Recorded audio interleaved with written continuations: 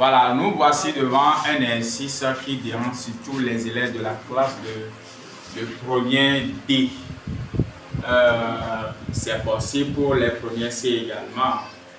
Voilà, et l'exercice c'est quoi? Comment on peut déterminer le domaine de définition de la composition de deux fonctions. Par exemple, f rond G.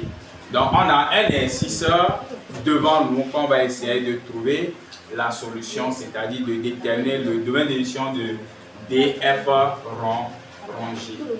Voilà, maintenant, pour déterminer le domaine de définition de df rond G, en première position, on va déterminer df. Et d'abord, et après dg. Vous comprenez? Voilà. On y va avec le df. Ça, c'est en classe de seconde. df va donner grand F privé de 0.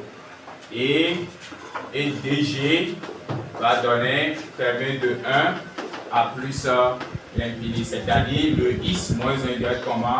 Supérieur ou égal à 0. Et le x est supérieur ou égal à 1. Donc, on veut dire que dg donne fermé de 1 à plus l'infini.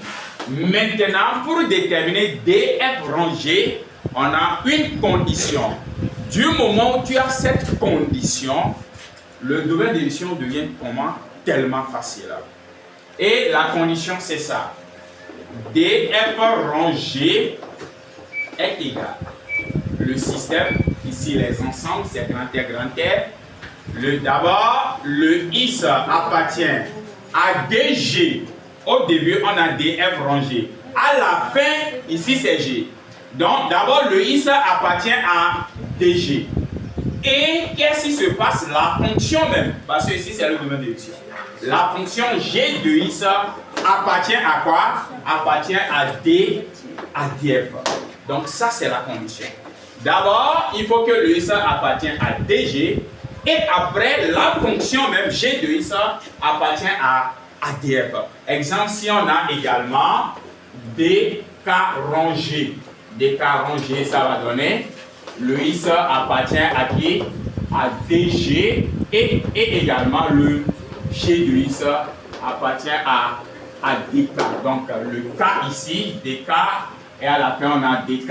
Ici g, à la fin g, on a dg et après g de x. Et g de x appartient à dk.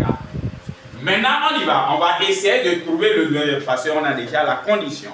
Si je dis que le x appartient à dg, ça c'est clair. Si je dis que le x appartient à l'intervalle fermé de 1 à plus l'infini, je dis que le x est comment? Supérieur égal à 1. Maintenant, si je dis que le x appartient à dg, or dg c'est fermé de 1 à plus l'infini.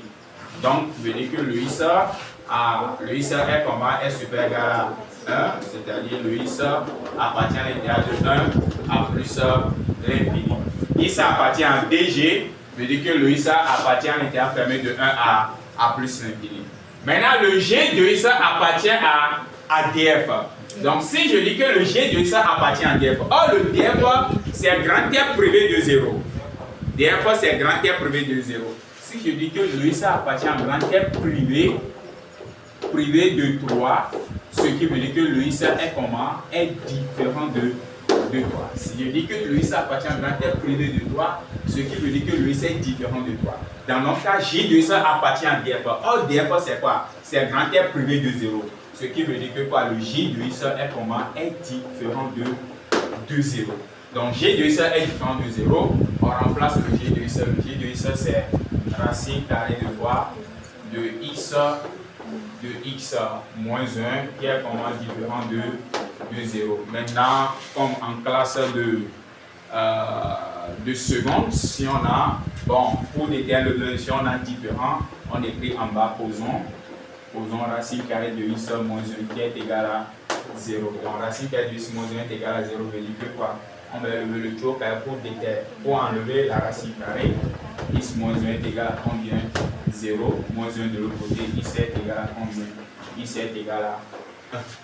Donc le x est égal à combien? Le x est égal à 1. Maintenant, on va essayer de voir le 1 qui est ici, parce que ici c'est comme si ce qui est ici, ce qu'on a trouvé, index à là. Maintenant, on va essayer de regarder quelque chose.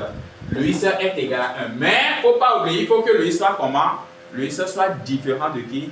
Le I seul soit différent de 1. On est d'accord? Parce qu'on a posé la condition J de seul différent de 0. Donc le I est ici, comme on a posé, ce qui veut dire que le I est différent de 1. On est d'accord? Parce qu'on a posé et ça peut aller. Donc ce qui veut dire que le 1 qui est ici, est-ce que le 1 est dans l'ensemble qui est ici? Oui. Parce que ici c'est fermé de 1 à plus l'infini. Comme le 1 est dans l'ensemble là, le domaine d'édition df rond G va donner fermé de 1 à plus l'infini, privé de quoi? Privé de 1, qui est égal encore intervalle ouvert de 1 à plus l'infini. C'est comme si avec le domaine d'édition, si on pose le dénominateur différent, on trouve le I, on écrit grand R privé si l'ensemble de départ est grand R. Ici aussi c'est la même chose, c'est comme l'ensemble de départ c'est 1 à plus l'infini, on est d'accord? Comme ici on a trouvé le qui est égal à 1, ça va donner l'ensemble à privé de 1 qui est égal encore ouvert de 1 à plus l'infini. Donc ça c'est la manière de déterminer quoi? Le domaine d'édition de df rond J. Voilà, c'est bon.